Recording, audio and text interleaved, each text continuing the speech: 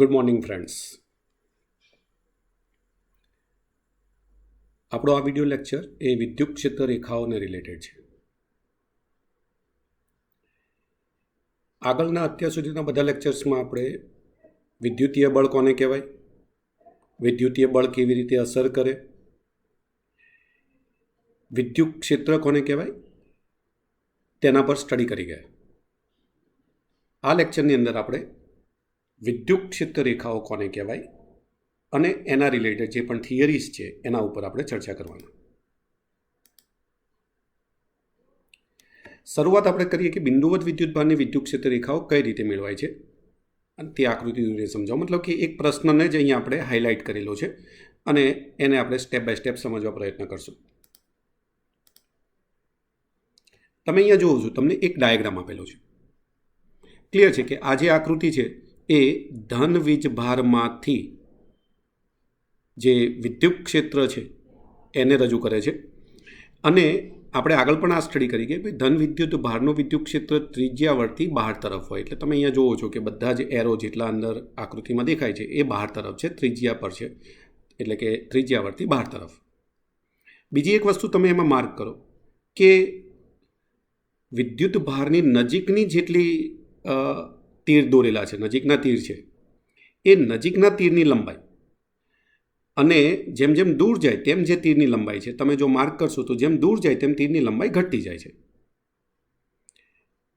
તો આ જે અહીંયા રજૂઆત છે એ ખરેખર તો વિદ્યુત ક્ષેત્રની રજૂઆત છે, પણ એ વિદ્યુત ક્ષેત્રને આપણે અહીંયા ચિત્રાત્મક સ્વરૂપે રજૂ કર્યું છે. આને જ વિદ્યુત ક્ષેત્ર રેખા કહેવાય. એટલે કે વિદ્યુત ભાર કે વિદ્યુત ભારિત તંત્ર વડે ઉદ્ભવતા વિદ્યુત ક્ષેત્રનું ચિત્રાત્મક સ્વરૂપ એટલે વિદ્યુત ક્ષેત્ર રેખાઓ. વિદ્યુત ભારની આસપાસના અવકાશમાં વિદ્યુત ક્ષેત્રની દિશામાં જ હોય તેવા આપણે અહીંયા સદિશો દોરવાના અને એ જે સદિશો છે એમના મૂલ્યો દરેક બિંદુએ ક્ષેત્રની તીવ્રતાના સમપ્રમાણમાં હોય એ રીતે એને દોરવા પડે છે. તો આ રીતે એને અહીંયા આપણે રિપ્રેઝેન્ટ કરી શકીએ. ઇનડાયરેક્ટલી આપણને એ વિદ્યુત ક્ષેત્ર જે તે બિંદુએ કેવું છે એના પરની આપણને માહિતી આપે છે.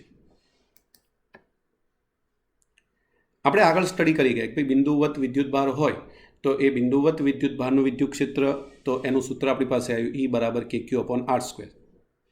તો આના પરથી આપણે એવું કહી શકીએ કે જેમ જેમ વિદ્યુતભારથી દૂર જઈએ તેમ E પ્રોપોર્શનલ ટુ 1/R² પ્રમાણે E પણ ઘટતું જાય. એનો મતલબ કે વિદ્યુત ક્ષેત્રની તીવ્રતા ઘટતી જાય છે.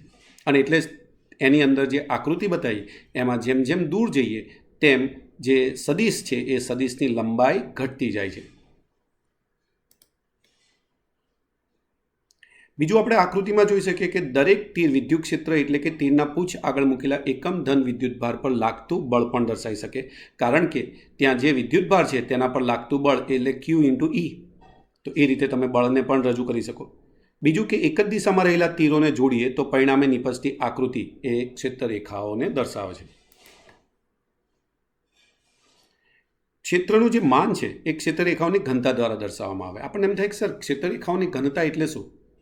તો તમે ક્લિયર આકૃતિની અંદર જોઈ શકો છો કે નજીકનો જે ભાગ છે, એટલે કે અહીંયા હું જો આ ભાગની વાત કરું તો અહીંયા બધી ક્ષેત્ર રેખાઓ એકબીજાની નજીક નજીક છે. અને જો અહીંયા હું એક સર્કલની વાત કરું તો અહીંયા બધી ક્ષેત્ર રેખાઓ એકબીજાથી દૂર દૂર છે. મતલબ કે નજીકના ભાગમાં ક્ષેત્ર રેખાઓની ગીચતા વધુ છે.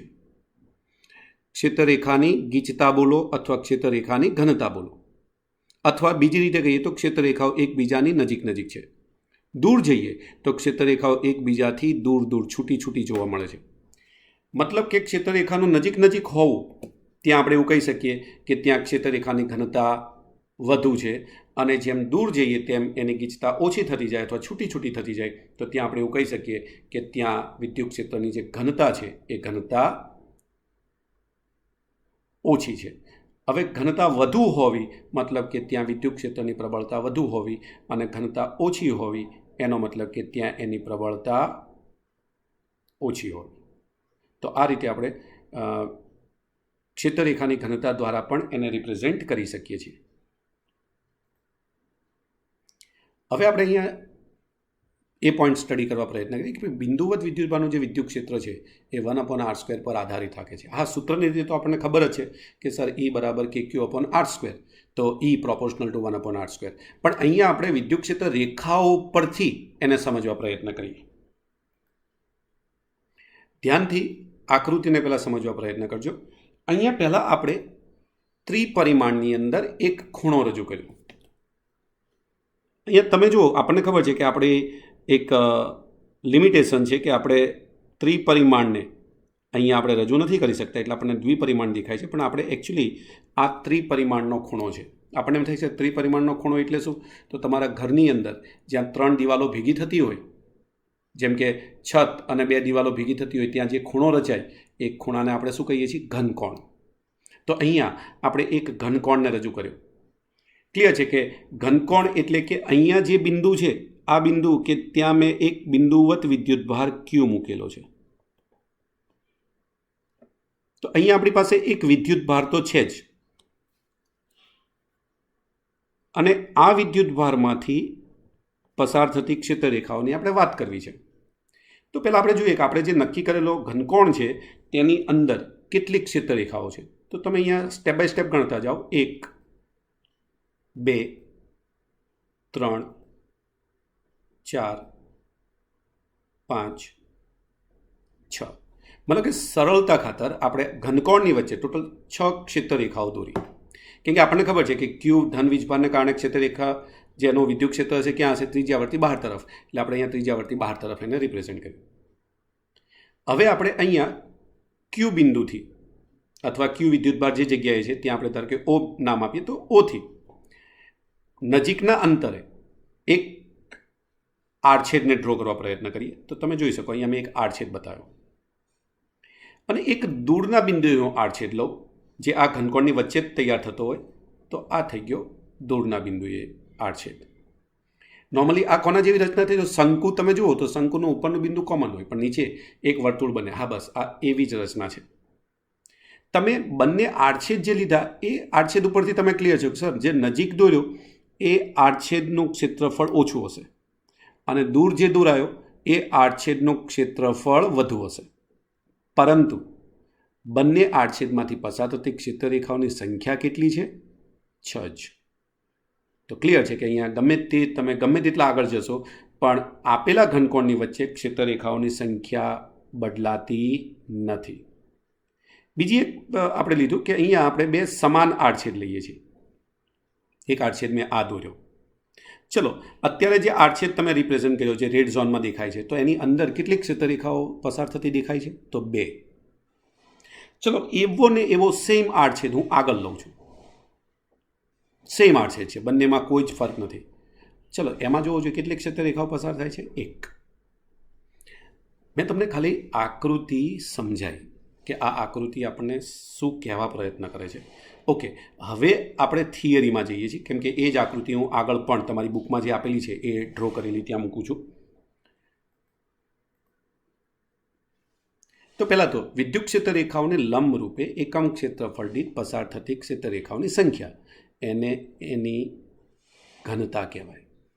તો ક્ષેત્રરેખા ઘનતા બરાબર ક્ષેત્રરેખાઓ પસાર થતી કુલ ક્ષેત્રરેખાઓની સંખ્યા છેદમાં એ આડછેદનું ક્ષેત્રફળ. હા, અહીંયા ક્ષેત્રરેખાઓ આડછેદને લંબ રૂપે હોવી જોઈએ. આગળ જે વાત કરી એનો એ જ ડાયાગ્રામ અહીંયા આપણે ફરીથી રજૂ કર્યો. તમે જોઈ શકો છો કે O બિંદુએ સ્મોલ q વિદ્યુતભાર મૂકેલો છે. એક ઘનકોણ ડેલ્ટા ઓમને રજૂ કરેલો છે. P1 અને P2 બિંદુએ 2 આડછેદ દોરેલા છે. O થી P1નું જે અંતર છે એને R1 કીધું, ત્રિજ્યા R1. O થી P2નું જે અંતર છે એને આપણે કીધું ત્રિજ્યા R2. અને એટલે અહીંયા આપણે ઘનકોણનું જે સૂત્ર છે એ સૂત્રનો ઉપયોગ કરીને કેલ્ક્યુલેશન વિચારવાનું છે. હા, એકવાર હું તમને કહી દઉં કે ઘનકોણ કોને કહેવાય. તો ઘનકોણ એટલે ક્ષેત્રફળ ભાગ્યા ત્રિજ્યાનો વર્ગ. ઘનકોણ શોધવાનું આ સૂત્ર છે. જેમ આપણે સમતલ કોણ શોધવાનું સૂત્ર શું? તો ચાપ ભાગ્યા ત્રિજ્યા. એમ ઘનકોણનું સૂત્ર શું? તો ક્ષેત્રફળ ભાગ્યા ત્રિજ્યાનો વર્ગ. અને એના પરથી P1 બિંદુએ જે ક્ષેત્રફળ છે એ ક્ષેત્રફળ કેટલું હશે તો ડેલ્ટા ઓમ ઇન્ટુ R1 સ્ક્વેર. તમે અહીંયા જોઈ શકો છો, આપણને અહીંયા એ બતાવેલું છે R1 સ્ક્વેર ઇન્ટુ ડેલ્ટા ઓમ. અને અહીંયા P2 એ જે આડછેદ છે એનું ક્ષેત્રફળ કેટલું હશે તો R2 સ્ક્વેર ઇન્ટુ ડેલ્ટા ઓમ. ચલો બંને યાદ રાખજો, કેમ કે આપણને એ થિયરીમાં કામ લાગશે. બીજું તમે જુઓ, જેમ આપણે આગળ ચર્ચા કરી એમ કે અહીંયા પણ બે આડછેદ બતાવેલા છે R અને S. R પાસે જે ખંડ છે એ ખંડમાંથી પસાર થતી ક્ષેત્રફળ રેખાઓ તમે જો આકૃતિને ધ્યાનથી જુઓ તો 3 છે. અને S પાસે જાઓ અને એ ખંડમાંથી પસાર થતી ક્ષેત્રરેખાઓની સંખ્યા જુઓ તો 1 છે, બીજી સ્પર્શીને જાય છે.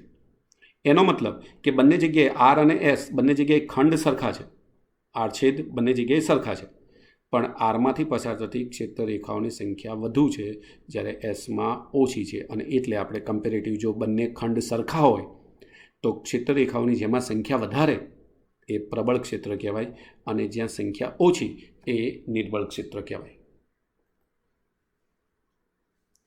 જેમ આપણે જાણીએ છીએ કે બિંદુવત વિદ્યુત ભારનું વિદ્યુત ક્ષેત્ર એ અંતરના વર્ગ મુજબ ઘટતું જાય, અને એટલે જ્યારે આપણે વિદ્યુત ભારને ઘટતું ક્ષેત્રફળ અંતરના વર્ગ મુજબ અહીંયા વધતું જાય. કેમ? કારણ કે P1 બિંદુએ જે ક્ષેત્રફળ છે એના કરતાં P2 બિંદુએ જે આડછેદ બને છે એનું ક્ષેત્રફળ કેવું છે? વધુ. એટલે બે બિંદુ પર આપણે અહીંયા ધ્યાન આપવાનું કે હા, હું વિદ્યુત ક્ષેત્રની વાત કરું તો એ અંતરના વર્ગ મુજબ ઘટતું જ હશે, પણ જો હું વિદ્યુત ભારને ઘેરાતું ક્ષેત્રફળની વાત કરું તો ક્ષેત્રફળ જેમ જેમ આગળ જઈશ એમ એ ઘનકોણની અંદર એક ક્ષેત્રફળનું મૂલ્ય વધતું જશે. હા, પણ ક્ષેત્રફળ વધવા છતાં આપેલા ઘનકોણ માટે બંને ક્ષેત્રફળમાંથી પસાર થતી ક્ષેત્રરેખાઓની સંખ્યા એ અંતર ગમે તે હોય છતાં અચળ જ રહે છે.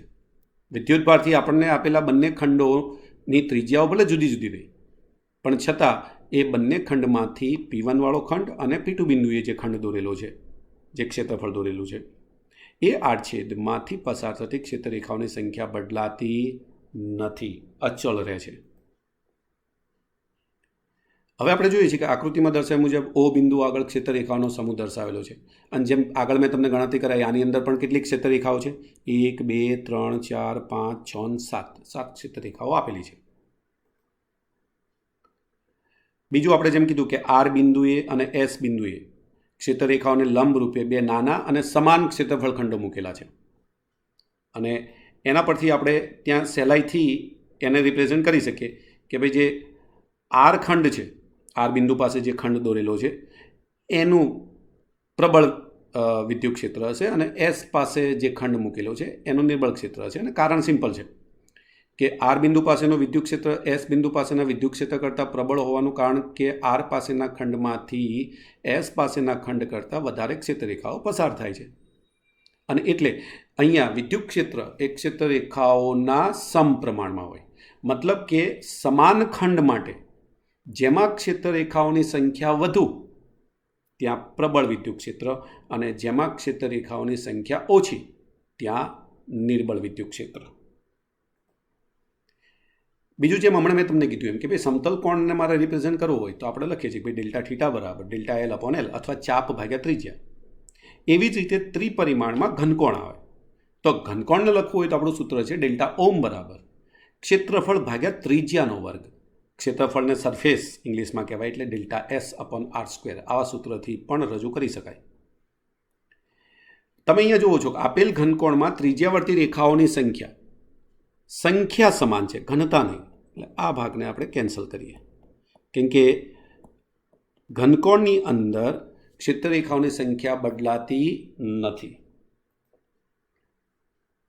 હવે આપણે જેમ અહીંયા બે બિંદુઓ લીધા R1 અંતરે અને R2 અંતરે, બે બિંદુઓ લીધા P1 અને P2, તો એની આગળ ક્ષેત્રફળ ખંડો કેટલા થશે? તો આપણું જે ઘનકોણનું સૂત્ર છે એ ઘનકોણના સૂત્રમાં જો ડેલ્ટા એસને તમે અહીંયા સૂત્રનો કરતા બનાવો તો તમને ડેલ્ટા એસ બરાબર શું મળે? R સ્ક્વેર ઇન્ટુ ડેલ્ટા ઓમ. એનો મતલબ એવો થઈ ગયો કે R1 અંતરે શું મળશે? R1 સ્ક્વેર ઇન્ટુ ડેલ્ટા ઓમ. R2 અંતરે શું મળશે? R2 સ્ક્વેર ઇન્ટુ ડેલ્ટા ઓમ. એનો મતલબ કે P1 અને P2 બિંદુ પાસે જે બે ક્ષેત્રફળ ખંડો છે એનું મૂલ્ય અથવા એ કેટલું ક્ષેત્રફળનું માન આપણે સહેલાઈથી કેલ્ક્યુલેટ કરી શકીએ.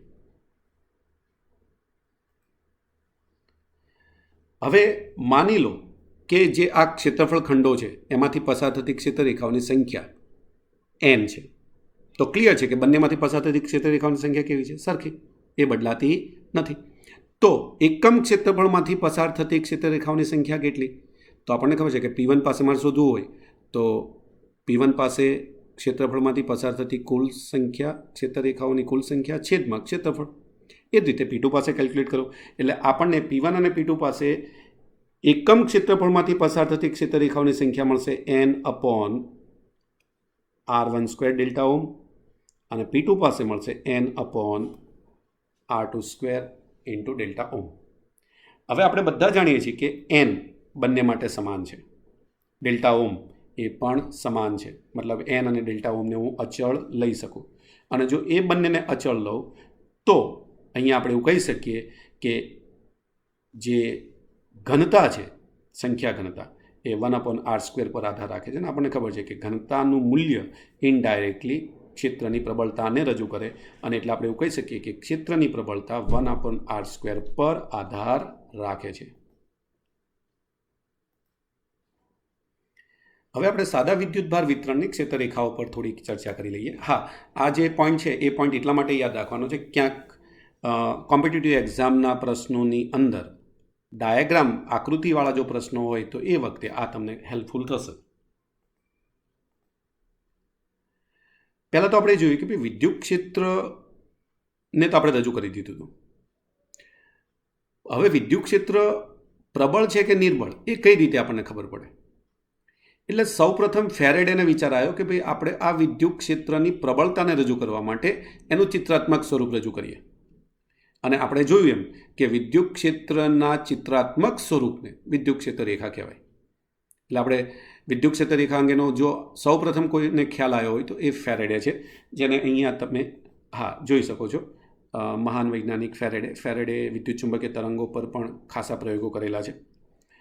ક્ષેત્રરેખાઓ એ વિદ્યુતભાર તંત્રના વિદ્યુત ક્ષેત્રની ચિત્રાત્મક રજૂઆત છે.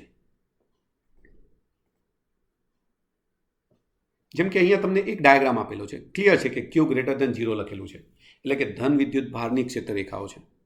તમે જોવો છો અહીંયા કે ત્રિપરિમાણમાં એકચ્યુઅલી આ જતી હોય. હા, પણ અહીંયા આપણે એક જેમ આગળ ચર્ચા કરીએ એમ કે ભાઈ એને ત્રિપરિમાણમાં દર્શાવવું અહીંયા શક્ય નથી, એટલે આપણે એને દ્વિપરિમાણમાં રજૂ કરેલું છે. તમે જોઈ શકો કે એ ત્રિજ્યાવર્તી બહાર તરફ છે. જો ઋણ વીજભાર હોય તો આની આ જ ક્ષેત્રરેખાઓ ત્રિજ્યાવર્તી અંદર તરફ હોય, અને એટલે સાઈડમાં લખેલું Q <0 હોય તો એ ત્રિજ્યાવર્તી ક્યાં હશે? અંદર તરફ. અહીંયા આપણને બે ધન વીજભાર આપેલા છે ને, એની જો ક્ષેત્રરેખાઓને રિપ્રેઝેન્ટ કરીએ તો કેવી જાય?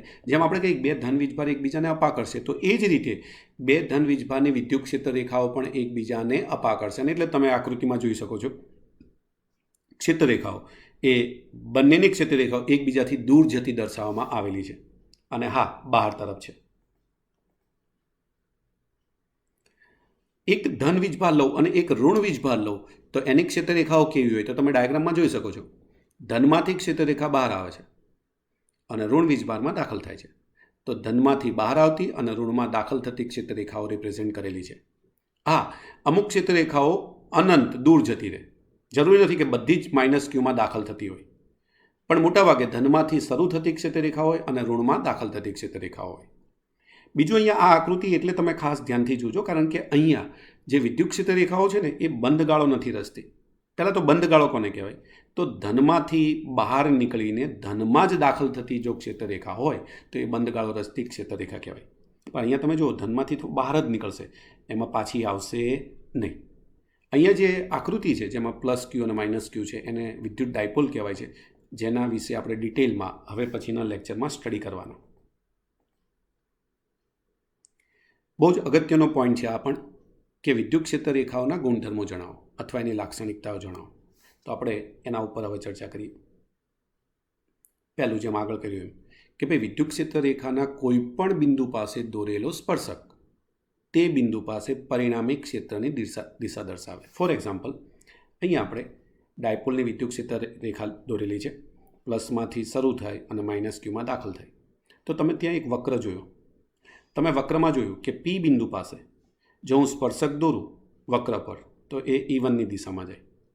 પી ડેશ પાસે જો હું સ્પર્શક દોરું તો E2ની દિશામાં જાય. પી ડબલ ડેશ પાસે જો હું સ્પર્શક દોરું તો E3ની દિશામાં જાય. તો યાદ રાખજો, અહીંયા E1, E2, E3 એ જે તે બિંદુ P, P dash, P double dash એની પાસે પરિણામી વિદ્યુત ક્ષેત્રની દિશાને રિપ્રેઝેન્ટ કરે.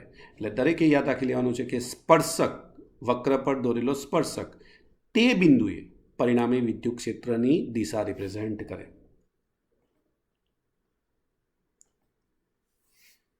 ક્ષેત્રરેખાઓ ધન વિદ્યુતભારથી શરૂ થઈને ઋણ વિદ્યુતભારમાં અંત પામે છે, જેમ ડાયપોલમાં આપણે જોયું. જો એક જ વિદ્યુતભાર હોય તો તેઓ અનંતથી આરંભ કરે કે અંત પામે. જેમ કે ધન વીજભાર એકલો હોય તો એમાંથી આરંભ કરે અને અનંત સુધી જાય, અને ઋણ વીજભાર હોય તો અનંતથી આવીને એમાં અંત પામે. તમે અહીંયા ડાયાગ્રામમાં જોઈ શકો છો, ધનમાંથી બહાર આવી અને ઋણમાં દાખલ થઈ. સાઈડમાં બીજી જે ક્ષેત્રરેખાઓ છે એ ધનમાંથી અનંત સુધી જાય છે. આ બાજુ માઇનસ ક્યુની જે ક્ષેત્રરેખાઓ છે અનંતમાંથી અંદર દાખલ થતી બતાવેલી છે. એનો મતલબ કે આ રીતે તમે એને રિપ્રેઝેન્ટ કરી શકશો. વિદ્યુતભાર વિહીન વિસ્તારમાં વિદ્યુત ક્ષેત્રરેખાઓ વચ્ચે તૂટ્યા વિના સતત વક્રો તરીકે લઈ શકાય. કારણ કે વિદ્યુતભાર વિહીન વિસ્તાર છે તો ત્યાં વધારાનો કોઈ વિદ્યુત ક્ષેત્ર દાખલ થશે નહીં, એટલે તેના મૂલ્યોમાં કોઈ જાતનો ફેરફાર થશે નહીં, અને એટલે એ તૂટ્યા વિનાના સતત વક્રો તરીકે એને આપણે દોરી શકીએ. ત્યાં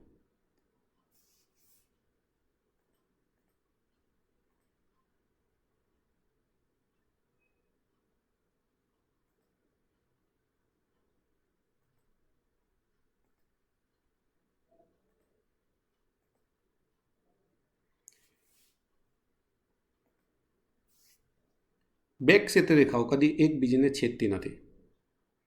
આનો મતલબ એવું શું થયો? તો ધારો કે અહીંયા આપણે એક આકૃતિ લઈએ કે અહીંયા તમે જોઈ શકો બે ક્ષેત્રરેખાઓને છેદતી બતાવી. કયા બિંદુ પર? પી બિંદુએ. બે વક્ર છે. તો આપણે જેમ આગળ ચર્ચા કરી કે ભાઈ જે તે બિંદુએ વક્ર પર દોરેલો સ્પર્શક એ વિદ્યુત ક્ષેત્રની દિશા સૂચવે, પરિણામી વિદ્યુત ક્ષેત્રની દિશા સૂચવે. તો તમે પી બિંદુથી નીચેના વક્ર ઉપર જો સ્પર્શક દોરો તો E2 દિશામાં જાય છે, અને ઉપરના વક્રમાંથી જો સ્પર્શક દોરો તો E1 દિશામાં જાય છે. મતલબ કે પી બિંદુ પાસે કેટલા વિદ્યુત ક્ષેત્ર મળે આપણને પરિણામી? 2. અને આપણે જાણીએ છીએ કે કોઈ પણ બિંદુ પાસે પરિણામી વિદ્યુત ક્ષેત્ર એક જ હોય, 2 વિદ્યુત ક્ષેત્ર હોય નહીં. અને એટલે આપણે એવું કહી શકીએ કે ક્યારેય તે 2 વિદ્યુત ક્ષેત્ર રેખાઓ એકબીજીને છેદે નહીં. સ્થિત વિદ્યુતભાર વિતરણની ક્ષેત્રરેખાઓ કદી પણ બંધગાળા રચતી નથી. આની ચર્ચા ઓલરેડી મેં આગળના પોઈન્ટમાં કરી અને તમને સમજાવ્યું કે બંધગાળો કોને કહેવાય, બરાબર. પણ સ્થિત વિદ્યુતભારની આ ખાસિયત છે, લાક્ષણિકતા છે કે એની ક્ષેત્રરેખાઓ ક્યારેય તે બંધગાળા રચતી નથી. હવે આપણે વિદ્યુત ક્ષેત્રરેખાઓને આધારે વિદ્યુત ક્ષેત્રને 2 ભાગમાં વહેંચીએ છીએ. એક જે વિદ્યુત ક્ષેત્ર છે એને નિયમિત વિદ્યુત ક્ષેત્ર કહેવાય, જે તમને અહીંયા સ્લાઇડની અંદર દેખાય છે. બીજું જે વિદ્યુત ક્ષેત્ર છે એને અનિયમિત વિદ્યુત ક્ષેત્ર કહેવાય. હવે આપણે બંને વચ્ચેનો ડિફરન્સ જોઈએ કે ભાઈ ડિફરન્સ શું છે એકચ્યુઅલી.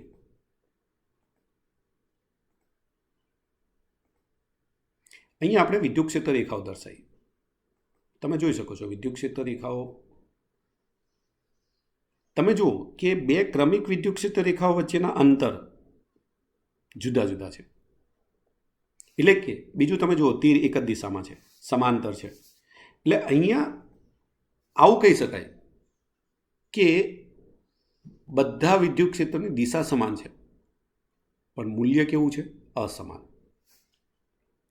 બીજા ડાયાગ્રામમાં આપણે જઈએ તો અહીંયા અલગ અલગ વિદ્યુત ક્ષેત્ર રેખાઓ આપણે જોઈએ. હા, અહીંયા તમે જુઓ તો અહીંયા આ ભાગની જો હું ચર્ચા કરું તો એની દિશા આ રીતે આપણે લઈ શકીએ. તો તમે જોઈ શકો છો કે ક્રમિક અંતરો સમાન દેખાય છે, પરંતુ દિશા દરેકની જુદી જુદી દેખાય છે, અને એટલે ત્યાં દિશા અસમાન છે, મૂલ્ય સમાન છે. ત્રીજા ડાયાગ્રામની અંદર આપણે જઈએ તો તમે જોઈ શકો કે જે વિદ્યુત ક્ષેત્ર રેખાઓ છે એની વચ્ચે ક્રમિક અંતરો માર્ક કરો તમે, તો ક્રમિક અંતરો એ પણ સમાન નથી અને દિશા એ પણ સમાન નથી, એટલે કે ત્યાં પણ આપણે કહી શકીએ કે દિશા અને મૂલ્ય બંને અસમાન છે. અને ચોથા ડાયાગ્રામની અંદર જો તમે જુઓ તો પરસ્પર સમાંતર અને બે ક્રમિક જે તીર છે એની વચ્ચે સમાન અંતર મૂકેલું છે. જો આવી વિદ્યુત ક્ષેત્ર રેખા દર્શાયેલી હોય તો એ એવું સૂચવે છે કે દિશા અને મૂલ્ય બંને સમાન છે. અને જેમાં દિશા અને મૂલ્ય સમાન રહેતા હોય એવા વિદ્યુત ક્ષેત્રને નિયમિત વિદ્યુત ક્ષેત્ર કહેવાય. અનિયમિત વિદ્યુત ક્ષેત્ર કે જેમાં દિશા કે મૂલ્ય બંને સતત બદલાતા જતા હોય તો એને અનિયમિત વિદ્યુત ક્ષેત્ર કહેવાય. બંને યાદ રાખવાના બધાએ, કેમ કે આગળની થિયરીમાં હવે આપણે નિયમિત અથવા અનિયમિત વિદ્યુત ક્ષેત્ર ઉપર ચર્ચા કરશું. જેમ કે બિંદુવત વિદ્યુતભાર છે એના કારણે ઉદ્ભવતું વિદ્યુત ક્ષેત્ર કેવું હોય? હંમેશા અનિયમિત હોય. કેમ? કારણ કે બિંદુવત વિદ્યુતભાર હોય એમાં નજીક વિદ્યુતભારની નજીક વિદ્યુત ક્ષેત્ર પ્રબળ હોય, પણ જેમ દૂર જઈએ તેમ એ શું થઈ જાય? નિર્બળ થતું જાય. મતલબ કે તે એના મૂલ્યને જાળવી શકતું નથી, અચળ મૂલ્ય રહેતું નથી. બે પ્લેટો, સમાંતર પ્લેટો વચ્ચે જો વિદ્યુત ક્ષેત્રને ઉત્પન્ન કરવામાં આવે તો નોર્મલી એવું કહેવાય છે કે બે સમાંતર પ્લેટો, એક ધન વીજભારિત લઈએ અને એક ઋણ વીજભારિત લઈએ, તો એની વચ્ચે જે વિદ્યુત ક્ષેત્ર મળે એ મોટા ભાગે નિયમિત વિદ્યુત ક્ષેત્ર મળી શકે છે. ખાલી એક્ઝામ્પલ તરીકે બંનેને અત્યારે યાદ રાખશો તમે બધા. Thank you. Stay home, stay safe and learn more.